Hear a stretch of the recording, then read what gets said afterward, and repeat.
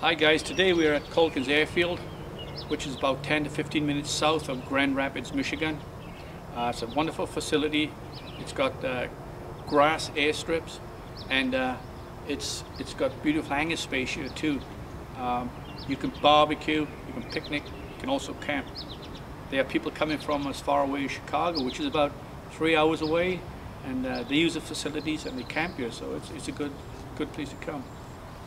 The pilots that do use the facilities are not only very experienced pilots, they also build projects, mechanics, and they've got some beautiful stuff being built at this place. So it's hopefully we can get in and talk to a few of them and look at some of the projects.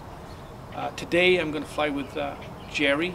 He has several aircraft, and one of them is a MX ultralight. I love ultralights, and I'm going to talk him into let me fly with him. I'm sure he will.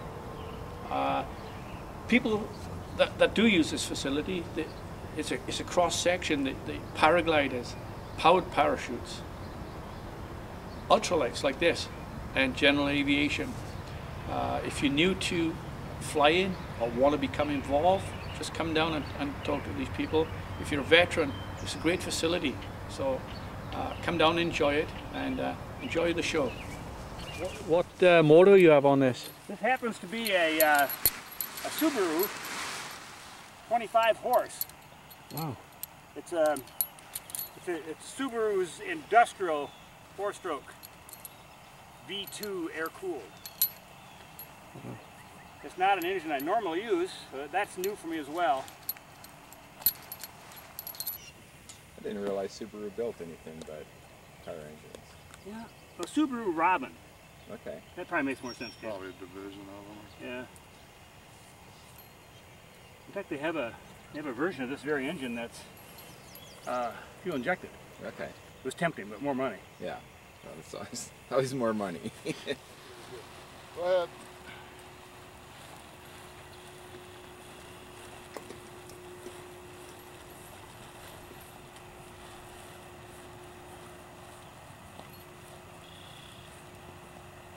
That's good.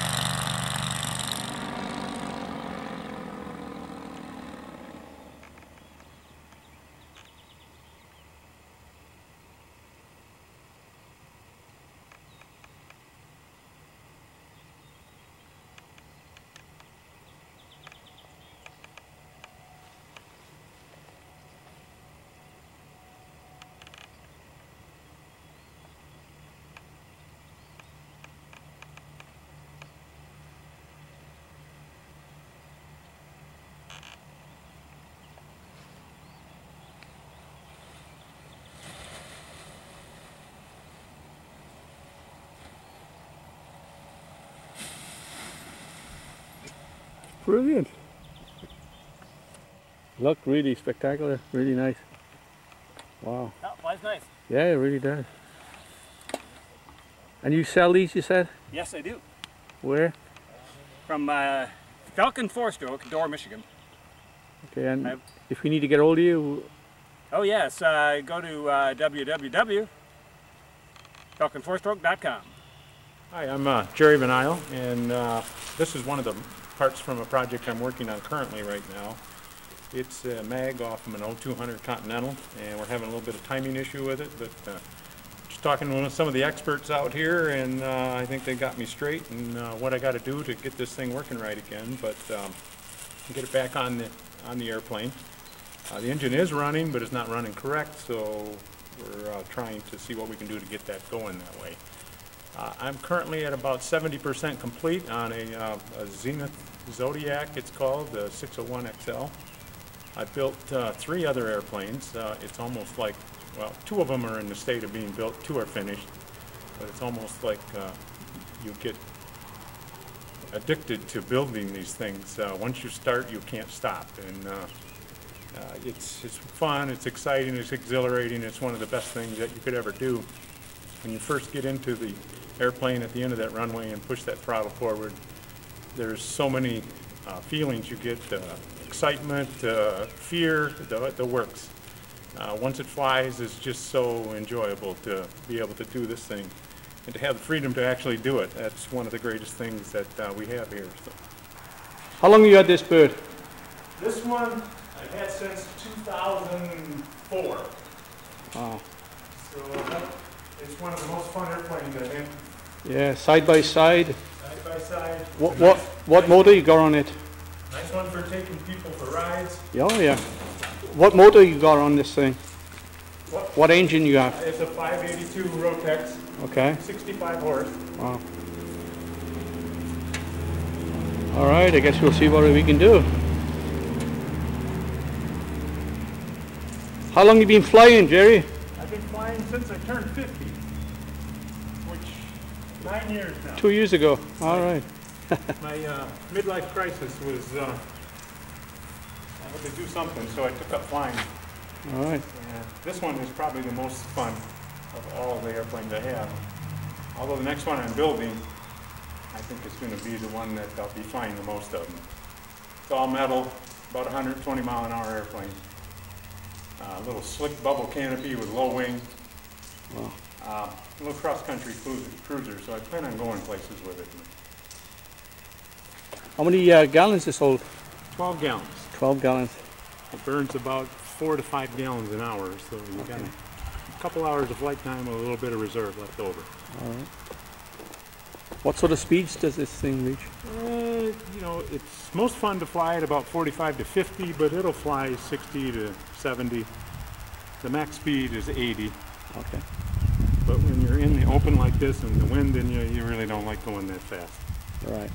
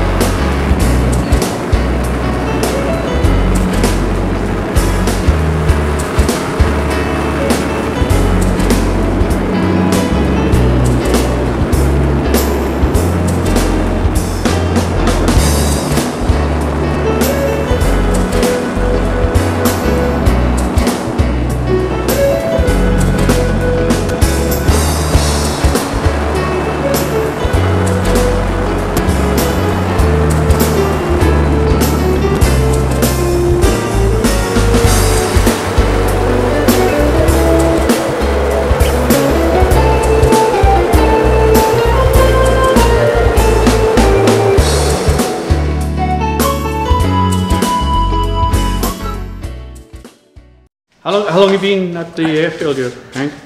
I've been here about 3 years. 3 years. Yeah, I come by here one time and I seen it and talked to the guys and all that. And I started this project, got about 700 hours involved so far. Wow. But I only work on it during the summer, during the winter. I usually for 5 months I'm not working on it or nothing. I usually leave town or something. What is it? What is it? I know it's a Challenger, but people that don't know much about flying, can you tell us a little bit about it? The Challenger, being a two-seater and having a bigger engine, it is in the experimental classification. Okay. The Challenger originally, I believe, started out as an ultralight where it was just like a one-person airplane. This one has like a wingspan of 31 foot. It can hold 2 people. Total weight of this thing, I believe, is 950 pounds or somewhere around there. It has a tricycle gear. It can be put on floats. Okay.